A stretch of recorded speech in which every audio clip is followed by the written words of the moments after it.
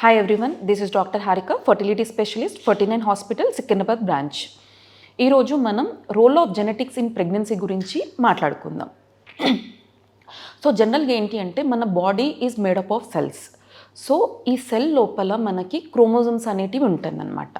So జనరల్గా ఫిమేల్లో చూసుకున్నట్టయితే 46 XX chromosome ఉంటుంది, మగవారిలో చూసుకున్నట్టయితే 46 XY క్రోమోజోమ్ ఉంటుంది. ఈ క్రోమోజోమ్ లోపల మనకి డిఎన్ఏ అనేది జెన్యు మెటీరియల్ అనేది ఉంటుందన్నమాట. సో ఈ డిఎన్ఏ అనేది చాలా ఇంపార్టెంట్. ప్రతి ఒక్క ఆర్గన్ అంటే అది హార్ట్ అవ్వనివ్వండి, కిడ్నీ అవ్వనివ్వండి, లివర్ అవ్వనివ్వండి, ప్రతి ఒక్క ఆర్గన్ నార్మల్ ఫంక్షనింగ్ కావాలి అంటే జెనెటిక్ మెటీరియల్ అనేది చాలా ఇంపార్టెంట్. సో ఈ జెనెటిక్స్ వల్ల మనకి ప్రెగ్నెన్సీ అనేది ఎలా ఎఫెక్ట్ అవుతుంది అనేది చూద్దాం. సో జనరల్గా ఏంటి, మనకి ఎంబ్రియో ఫామ్ అవ్వాలి అంటే, పిండం తయారవ్వాలంటే 50% హస్బెండ్ది, 50% వైఫ్ జీన్స్ అనేది ఇంపార్టెంట్ అనమాట.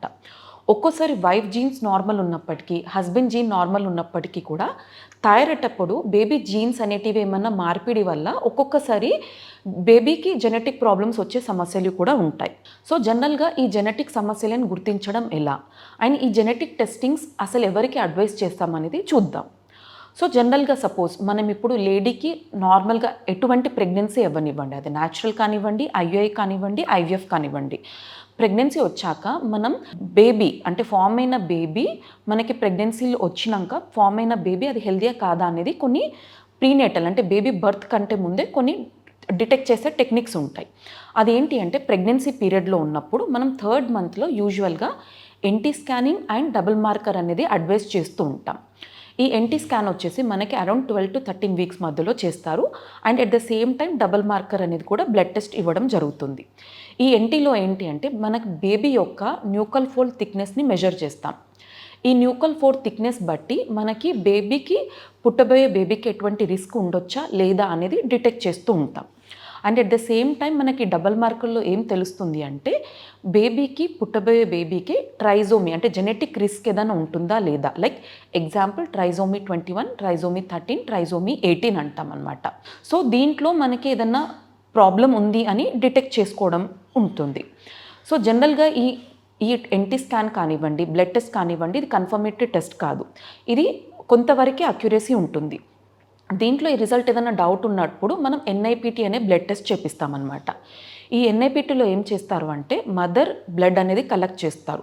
ఈ మదర్ బ్లడ్ నుంచి మనకి బేబీ డిఎన్ఏని తీసుకొని ఆ బేబీ డిఎన్ఏని టెస్టింగ్ చేస్తారనమాట.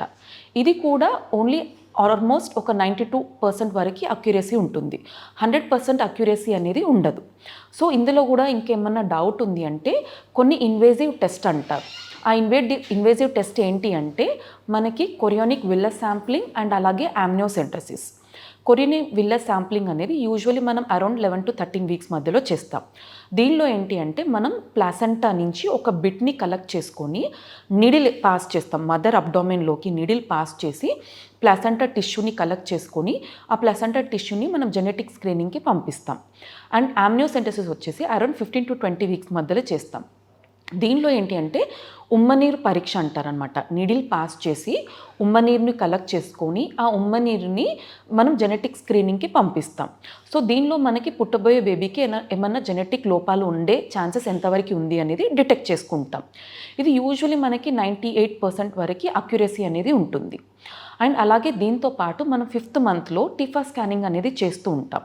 సో ఈ టిఫా స్కానింగ్లో మనకి బేబీ యొక్క హార్ట్ ఎలా ఉంది, బేబీ కిడ్నీస్, లంగ్స్, లివర్, ఈ లోపల ఆర్గన్స్ అనేటివి ఎలా ఉంది అనేది డిటెక్ట్ చేస్తూ ఉంటాం.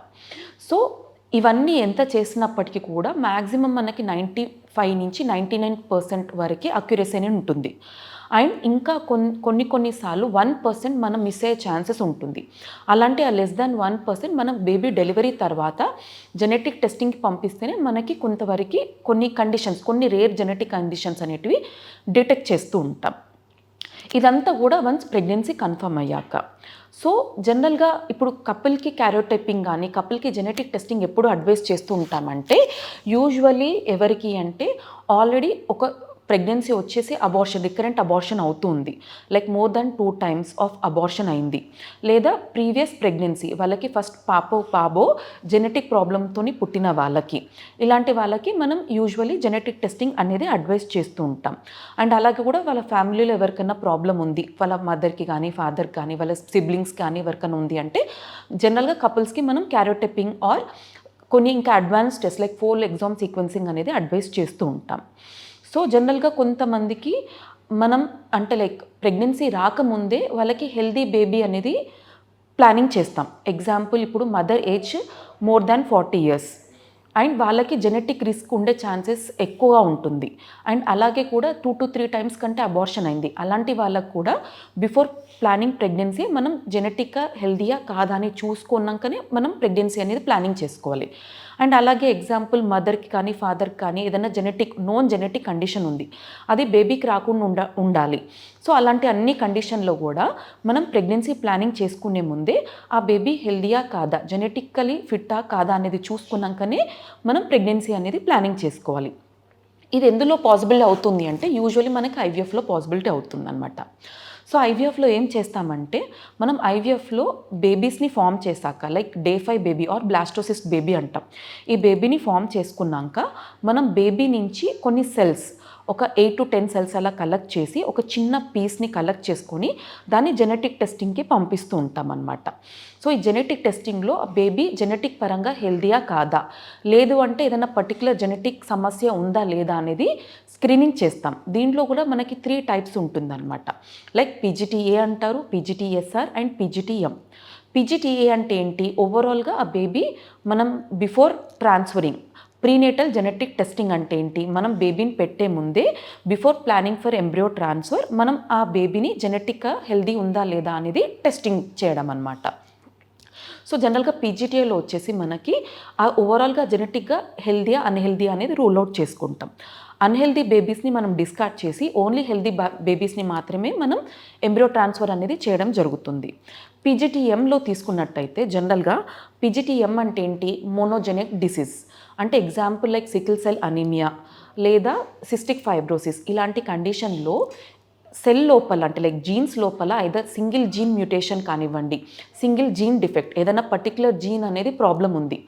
సో అలాంటి సపోజ్ మదర్కి సికిల్ సెల్ అనీమియా ఉంది లేదా సిస్టిక్ ఫైబ్రోసిస్ ఉంది ఫాదర్కి అనుకోండి, ఆ పర్టికులర్ జీన్ అనేది బేబీకి వచ్చే ఛాన్సెస్ ఎంతవరకు ఉంది అనేది మనం టెస్టింగ్ చేపిస్తామన్నమాట ఆ పర్టికులర్ జీన్ గురించి. సో సపోజ్ అది పాజిటివ్ ఉంది అని అనుకోండి, ఆ బేబీని డిస్కార్డ్ చేసుకొని నెగటివ్ ఉన్న బేబీకి అంటే జీన్ ఫ్రీ ఉన్న జెనెటిక్ డిసీజ్ ఫ్రీ ఉన్న బేబీని సెలెక్ట్ చేసుకొని ఆ బేబీని మాత్రమే మనం ఎంబ్రియో ట్రాన్స్ఫర్ అనేది చేస్తాం. ఇంకొకటి ఏంటి PGTSR, దీంట్లో ఏంటి స్ట్రక్చరల్ రీలొకేషన్స్ అన్నమాట.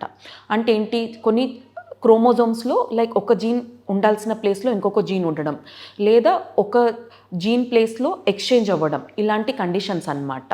సో క్రోమోజోమల్ ట్రాన్స్లోకేషన్స్ అంటారు. సపోజ్ ఫాదర్కి కానీ మదర్కి కానీ ఏదైనా పర్టికులర్ క్రోమోజోమ్లో లైక్ ట్రాన్స్లోకేషన్ అనేది ఐడెంటిఫై చేసాం, ఆ పర్టికులర్ ట్రాన్స్లోకేషన్ అనేది మనకి బేబీకి వచ్చే ఛాన్సెస్ ఎంతవరకు ఉంది.